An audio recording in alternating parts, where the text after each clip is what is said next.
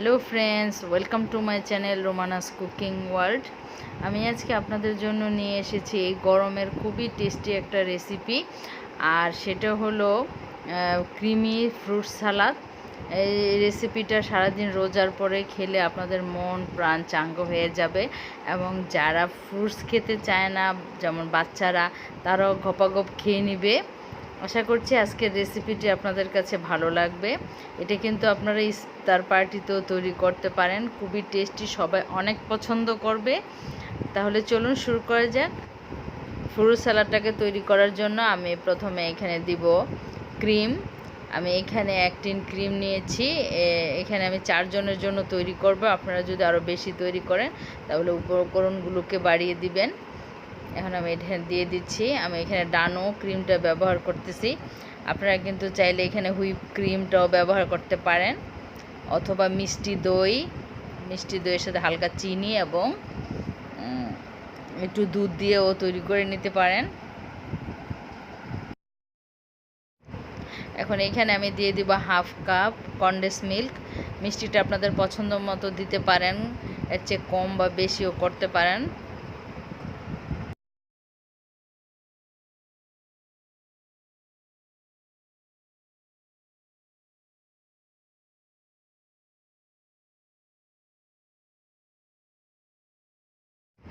এখন এটাকে খুব ভালো করে স্মুথ করে একটা ফেটে নিব, যাতে কোনো লাম্পস না থাকে।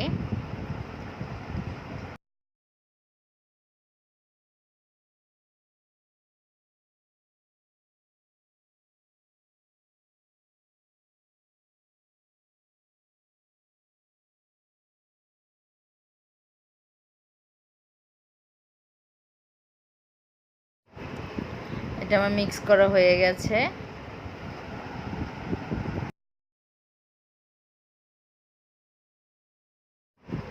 এখন আমি এখানে দিব 1/2 চা চামচ কালো গোলমরিচের গুঁড়া,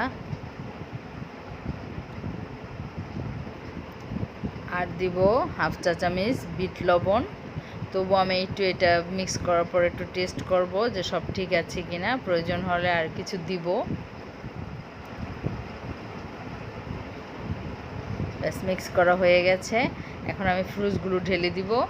আমি এখানে নিয়েছি পেয়ার, নাশপাতি, তারপর 3-4 রকমের অ্যাপেল, গ্রিন, লাল এবং গোল্ডেনটা।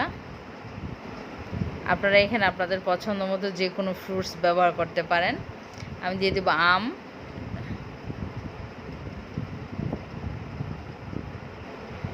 দিব আমার সবুজ আঙ্গুর।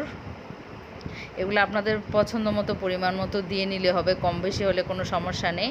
দিব লাল আঙ্গুর, আনার। এখানে আপনারা কলা বা অন্য যে কোনো ফ্রুটস আপনাদের পছন্দ মতো ব্যবহার করতে পারেন।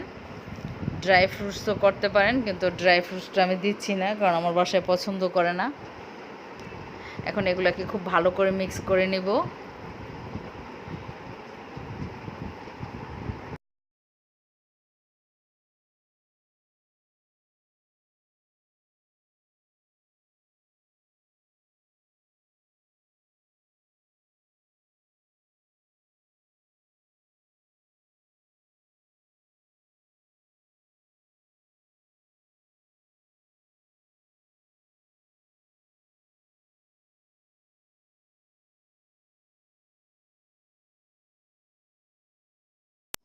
টেস্ট করে দেখেছি, সব কিছু পারফেক্টলি হয়েছে। এখন এটাকে আমি সার্ভ করব, এবং এটা ঠান্ডা খাবেন তাহলে বেশি ভালো লাগবে, একদম মন প্রাণ ঠান্ডা হয়ে যাবে সারাদিন রোজার পরে খেলে। আমার ক্রিমি ফ্রুট সালাডটা তৈরি করা হয়ে গেছে। এটাকে ঠান্ডা পরিবেশন করবেন, তাহলে বেশি ভালো লাগবে খেতে। আশা করছি আজকের রেসিপিটি আপনাদের কাছে ভালো লেগেছে। ভালো লাগলে লাইক, কমেন্ট, শেয়ার করবেন ফ্যামিলি ফ্রেন্ডদের সাথে, আর আমার চ্যানেলটিকে সাবস্ক্রাইব করবেন, এবং সাবস্ক্রাইব করে পাশে থাকা বেল আইকনটিকে বাজিয়ে রাখবেন। তাহলে যখনই আমি কোনো রেসিপি আপলোড করব, সাথে সাথে আপনাদের কাছে নোটিফিকেশন চলে যাবে। অনেক ধন্যবাদ ভিডিওটি দেখার জন্য। আবার ফিরে আসবো কোনো নতুন রেসিপি নিয়ে। সে পর্যন্ত সবাই অনেক ভালো থাকবেন। আল্লাহ হাফেজ।